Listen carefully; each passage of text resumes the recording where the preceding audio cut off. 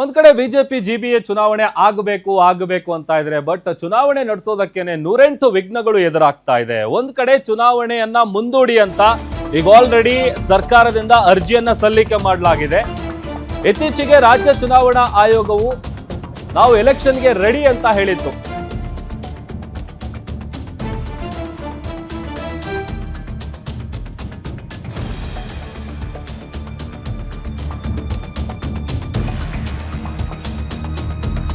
ನೋಡಿ, ಒಂದ್ ಕಡೆ ವಾರ್ಡ್ ವಿಂಗಡಣೆಯಲ್ಲಿ ಅಧಿಕಾರಿಗಳು ಎಡವಟ್ಟು ಮಾಡಿದ್ರ ಅನ್ನುವಂತ ಪ್ರಶ್ನೆ ಇದೆ. ಮೀಸಲಾತಿ ವಿಚಾರದಲ್ಲೂ ಮಹಾ ತಪ್ಪನ್ನ ಎಸಗಿದ್ರ ಆಫೀಸರ್ಸ್. ಯಾಕಂತಂದ್ರೆ ಜಿಬಿಎ ಚುನಾವಣೆ ನಡೆಸೋದಕ್ಕೇನೆ 108 ವಿಘ್ನಗಳು ಎದುರಾಗ್ತಾ ಇದೆಯಾ ಅನ್ನುವಂತ ಪ್ರಶ್ನೆ ಇದೆ. ಒಂದಲ್ಲ ಒಂದು ವಿಚಾರ ಅದನ್ನ ಹೇಗಾದ್ರೂ ಮಾಡಿ ಪೋಸ್ಟ್ಪೋನ್ ಮಾಡಬೇಕು ಅಂತೇಳಿ ಈಗ ಆಲ್ರೆಡಿ ರಾಜ್ಯ ಸರ್ಕಾರದಿಂದ ಅದಕ್ಕೆ ಸಂಬಂಧಪಟ್ಟಂತ ಅರ್ಜಿಯನ್ನು ಕೂಡ ಸಲ್ಲಿಸಲಾಗಿದೆ. ಈ ವರ್ಷ ಜಿಬಿಎ ಎಲೆಕ್ಷನ್ ಅನ್ನ ಮುಂದೂಡಿಕೆ ಮಾಡೋದಕ್ಕೆ ಸರ್ಕಾರದಿಂದ ಪ್ಲಾನ್ ನಡೀತಾ ಇದೆ. ಚುನಾವಣೆ ನಡೆಸ್ತೀವಿ ಅಂತಿದ್ದಂತಹ ಸರ್ಕಾರ ಈಗ ಸುಪ್ರೀಂ ಮೆಟ್ಟಿಲೇರಿದ್ ಯಾಕೆ? ಚುನಾವಣೆಯನ್ನ ಮುಂದೂಡೋದಕ್ಕೆ ಈಗಾಗಲೇ ಸರ್ಕಾರದಿಂದ ಅರ್ಜಿಯನ್ನು ಕೂಡ ಹಾಕಲಾಗಿದೆ.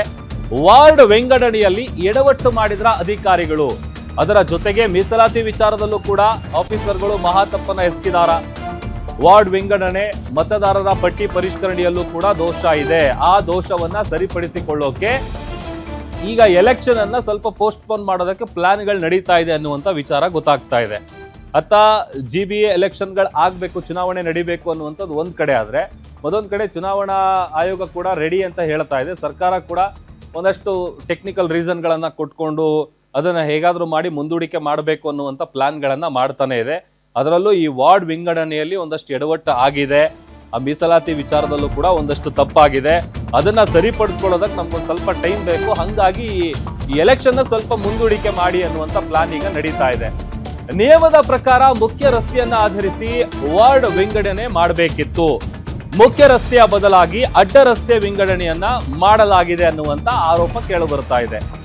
ಒಂದೇ ಬೂತ್ನ 2 ವಾರ್ಡ್ಗೆ ವಿಭಜಿಸಲಾಗಿದೆ. 369 ವಾರ್ಡ್ಗಳಿಗೆ 50% ಅಷ್ಟು ಮೀಸಲಾತಿಯನ್ನ ಕೊಟ್ಟಿಲ್ಲ, ತಾರತಮ್ಯ ಮಾಡಲಾಗಿದೆ. 185 ವಾರ್ಡ್ಗಳ ಬದಲು 176 ವಾರ್ಡ್ಗಳಲ್ಲಿ ಮಹಿಳೆಯರಿಗೆ ಅದನ್ನ ಮೀಸಲಿಡಲಾಗಿದೆ. ಇದು ಮೀಸಲಾತಿ ವಿಚಾರಕ್ಕೆ ಸಂಬಂಧಪಟ್ಟಂತೆ ಒಬಿಸಿ ಸಮುದಾಯಕ್ಕೆ 11 ಸ್ಥಾನದ ಕೊರತೆ ಎದುರಾಗುತ್ತೆ. ಮತದಾರರ ಪಟ್ಟಿ ಏನಿದೆ, ಆ ಮತದಾರರ ಪಟ್ಟಿ ವಿಂಗಡಣೆ ಮಾಡುವಲ್ಲೂ ಕೂಡ ಭಾರಿ ಪ್ರಮಾಣದಲ್ಲಿ ವ್ಯತ್ಯಾಸ ಆಗಿದೆ.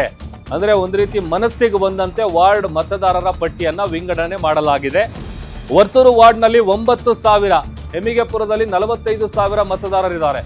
ಕಾಂಗ್ರೆಸ್ ಕಾರ್ಯಕರ್ತರ ಮೂಲಕ ವಾರ್ಡ್ ವಿಂಗಡಣೆ ಮಾಡಿರುವಂತಹ ಆರೋಪ ಇದೀಗ ಕೇಳಿ ಬರ್ತಾ ಇದೆ. ಸೊ ಅಲ್ಲಿಗೆ ಇದೇ ವಿಚಾರವನ್ನ ಮುಂದಿಟ್ಕೊಂಡು ಜಿಬಿಎ ಚುನಾವಣೆಯನ್ನ ಮುಂದೂಡಿಕೆ ಮಾಡೋದಕ್ಕೆ ಒಂದಷ್ಟು ಪ್ಲಾನ್ಗಳು ನಡೀತಾ ಇದೆ ಅನ್ನುವಂತ ವಿಚಾರ ಗೊತ್ತಾಗ್ತಾ ಇದೆ.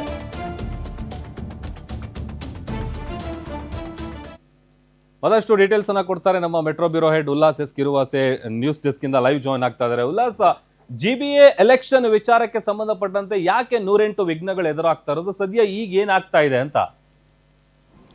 ಪ್ರಭು, ಒಂದು ಕಡೆ ಸುಪ್ರೀಂ ಕೋರ್ಟ್ ಡೈರೆಕ್ಷನ್ಸ್ ಅನ್ನು ಕೊಟ್ಟಿದ್ದು ಜೂನ್ 30 ಒಳಗಡೆ ನೀವು ಜಿಬಿಎ ಚುನಾವಣೆಯನ್ನು ನಡೆಸಬೇಕು ಅಂತೇಳಿ. ಇದಕ್ಕೆ ಪೂರಕ ಎನ್ನುವಂತೆ ಈಗಾಗಲೇ ಚುನಾವಣಾ ಆಯೋಗನೂ ಕೂಡ ಮತದಾರರ ಪಟ್ಟಿ ಆಗಿರ್ಬೋದು, ವಾರ್ಡ್ ವಿಂಗಡಣೆ ಇವೆಲ್ಲವನ್ನು ಕೂಡ ಸಿದ್ಧಪಡಿಸ್ಕೊಂಡಿತ್ತು. ಆದರೆ ಈಗ ಎಲ್ಲೋ ಒಂದು ಕಡೆ ಸರ್ಕಾರ ಮಾಡಿರುವಂಥ ಒಂದಷ್ಟು ತಪ್ಪುಗಳು, ಅಧಿಕಾರಿಗಳು ಮಾಡಿರುವಂಥ ಒಂದಷ್ಟು ಎಡವಟ್ಟುಗಳಿಂದಾಗಿ ಸದ್ಯಕ್ಕೆ ಜಿಬಿಎ ಚುನಾವಣೆ ನಡೆಯೋದು ಅನುಮಾನ ಅನ್ನುವಂಥದ್ದು ಸ್ಪಷ್ಟವಾಗಿ ಗೊತ್ತಾಗ್ತಾ ಇದೆ. ಯಾಕೆಂತಂದರೆ 198 ಇದ್ದಂತಹ ವಾರ್ಡನ್ನು 369 ವಾರ್ಡ್ಗಳಿಗೆ ಹೆಚ್ಚಳವನ್ನು ಮಾಡಲಾಗಿದೆ. ಇದರಲ್ಲಿ ಮೀಸಲಾತಿ ವಿಚಾರದಲ್ಲಿ ಸಾಕಷ್ಟು ಗೊಂದಲ ಆಗಿದೆ. ಒಬಿಸಿ ವಾರ್ಡ್ಗಳಿಗೆ ಸರಿಯಾದಂತಹ ಒಂದು ನ್ಯಾಯವನ್ನು ಕೊಡಿಸುವಂಥ ಕೆಲಸ ಈ ಒಂದು ಮೀಸಲಾತಿ ಪಟ್ಟಿಯನ್ನು ಪ್ರಕಟ ಮಾಡಿರುವಂಥ ಸಂದರ್ಭದಲ್ಲಿ ಆಗಿಲ್ಲ. ಒಬಿಸಿ ಸಮುದಾಯಕ್ಕೆ ಸುಮಾರು 11 ವಾರ್ಡ್ಗಳನ್ನು ಮೀಸಲು ಇಡಬೇಕಾಗಿತ್ತು, ಅದನ್ನು ಕಡಿಮೆ ಘೋಷಣೆ ಮಾಡಿದ್ದಾರೆ ಅನ್ನುವಂಥದ್ದು ಒಂದಾದರೆ, ಮತ್ತೊಂದು 369 ವಾರ್ಡಲ್ಲಿ 50% ಮಹಿಳೆಯರಿಗೆ ಅವಕಾಶವನ್ನು ಕೊಡಬೇಕಾಗಿತ್ತು. ಆದರೆ ಕೇವಲ 176 ವಾರ್ಡ್ಗಳು ಅಂದರೆ 50% ಕೂಡ ಇಲ್ಲ, 176 ವಾರ್ಡ್ಗಳಿಗೆ ಮಾತ್ರ ಮಹಿಳಾ ಮೀಸಲಾತಿಗೆ ಅವಕಾಶವನ್ನು ಕೊಡಲಾಗಿದೆ. ಸೊ ಹೀಗಾಗಿ ಚುನಾವಣೆಯನ್ನು ನಡೆಸುವಂಥದ್ದು ಸರಿಯಲ್ಲ ಅನ್ನುವಂಥ ಒಂದು ಅಬ್ಜೆಕ್ಷನ್ಸ್ ಅನ್ನು ಈಗಾಗಲೇ ಸುಪ್ರೀಂ ಕೋರ್ಟ್ಗೆ ಸಲ್ಲಿಕೆ ಮಾಡುವಂಥ ಕೆಲಸ ಆಗಿದೆ. ಇದ್ರ ಜೊತೆಗೆ ಯಾವುದೇ ಒಂದು ವಾರ್ಡನ್ನು ವಿಂಗಡಣೆ ಮಾಡಬೇಕು ಅಂತಂದರೆ ಪ್ರಮುಖವಾದಂಥ ಒಂದು ಮುಖ್ಯ ರಸ್ತೆಯನ್ನು ಆಧರಿಸಿ ವಾರ್ಡನ್ನು ವಿಂಗಡಣೆ ಮಾಡಬೇಕಾಗತ್ತೆ. ಆದರೆ ಇಲ್ಲಿ ಅಡ್ಡ ರಸ್ತೆಯನ್ನು ಆಧರಿಸಿ ವಾರ್ಡನ್ನು ವಿಂಗಡಣೆ ಮಾಡಲಾಗಿದೆ. ಜೊತೆಗೆ ವಾರ್ಡ್ ಮತದಾರರ ಸಂಖ್ಯೆ 25,000 ಸರಾಸರಿ ಅಂದರೆ 10% ಪ್ಲಸ್ ಆರ್ ಮೈನಸ್ ಆಧಾರದ ಮೇಲೆ ವಾರ್ಡನ್ನು ವಿಂಗಡಣೆ ಮಾಡಬೇಕಾಗಿತ್ತು. ಆದರೆ ಕೆಲವು ವಾರ್ಡಲ್ಲಿ 45,000 ಮತದಾರರು ಇದ್ದಾರೆ, ಇನ್ನು ಕೆಲವು ವಾರ್ಡ್ಗಳಲ್ಲಿ ಕೇವಲ 9,000 ಮಾತ್ರ ಮತದಾರರಿದ್ದಾರೆ. ಯಾಕಂದರೆ ಎಲ್ಲೋ ಒಂದು ಕಡೆ ವಾರ್ಡ್ ಡಿಲಿಮಿಟೇಷನ್ ಮಾಡುವಂಥದ್ದು ವಿಚಾರ ಆಗಿರ್ಬೋದು, ವಾರ್ಡ್ಗಳ ಗಡಿ ಗುರುತಿಸುವಂಥ ವಿಚಾರ ಆಗಿರ್ಬೋದು, ಇವೆಲ್ಲವೂ ಕೂಡ ಅಧಿಕಾರಿಗಳ ಸ್ಥಳಕ್ಕೆ ಹೋಗಿ ಮಾಡಿಲ್ಲ. ಕೇವಲ ಯಾವುದೋ ಒಂದು ಕಚೇರಿ ಒಳಗಡೆ ಕೂತು, ಯಾವುದೋ ಸಂಸ್ಥೆ ಅಲ್ಲ, ಬದಲಾಗಿ ಕಾಂಗ್ರೆಸ್ ಕಾರ್ಯಕರ್ತರ ಸಮ್ಮುಖದಲ್ಲಿ ಕಾಂಗ್ರೆಸ್ ಕಾರ್ಯಕರ್ತರ ನೇತೃತ್ವದಲ್ಲಿ ಈ ಒಂದು 369 ವಾರ್ಡ್ಗಳ ಗಡಿಯನ್ನು ವಿಂಗಡಣೆ ಮಾಡುವಂಥ ಕೆಲಸ ಆಗಿದೆ ಅನ್ನುವಂಥ ಒಂದು ಮಾತುಗಳು ಕೇಳಿ ಬರ್ತಾ ಇದೆ. ಸೊ ಹಾಗಾಗಿ ಈ ಎಲ್ಲ ಅಂಶಗಳನ್ನು ಉಲ್ಲೇಖಿಸಿ ಈಗಾಗಲೇ ಸುಪ್ರೀಂ ಕೋರ್ಟಿಗೆ ಅರ್ಜಿಯನ್ನು ಸಲ್ಲಿಕೆ ಮಾಡುವಂಥ ಕೆಲಸ ಆಗಿದೆ. ಸೊ ನಾಳೆ ಅಥವಾ ನಾಡಿದ್ದು ಸುಪ್ರೀಂ ಕೋರ್ಟ್ನಲ್ಲಿ ಈ ಒಂದು ಅರ್ಜಿ ವಿಚಾರಣೆಗೆ ಬರುವಂಥ ಸಾಧ್ಯತೆಗಳಿದ್ದಾವೆ. ಸೊ ಒಂದು ವೇಳೆ ಸುಪ್ರೀಂ ಕೋರ್ಟ್ ಈ ರೀತಿಯ ಈ ಒಂದು ಅರ್ಜಿಯನ್ನು ವಿಚಾರಣೆಗೆ ತೆಗೆದುಕೊಂಡಿದ್ದೇ ಆದರೆ ಜೂನ್ 30 ಒಳಗಡೆ ಚುನಾವಣೆ ಏನಾಗಬೇಕಾಗಿತ್ತು ಅದಕ್ಕೆ ಅದು ನಡೆಯುವಂಥದ್ದು ಅನುಮಾನ ಅನ್ನುವಂಥದ್ದು ಸ್ಪಷ್ಟವಾಗಿ ಗೊತ್ತಾಗುತ್ತೆ. ಪ್ರಭು, ಓಕೆ, ಥ್ಯಾಂಕ್ ಯು ಉಲ್ಲಾಸ್ ನಿಮ್ಮೆಲ್ಲ ಡೀಟೇಲ್ಸ್ಗಾಗಿ.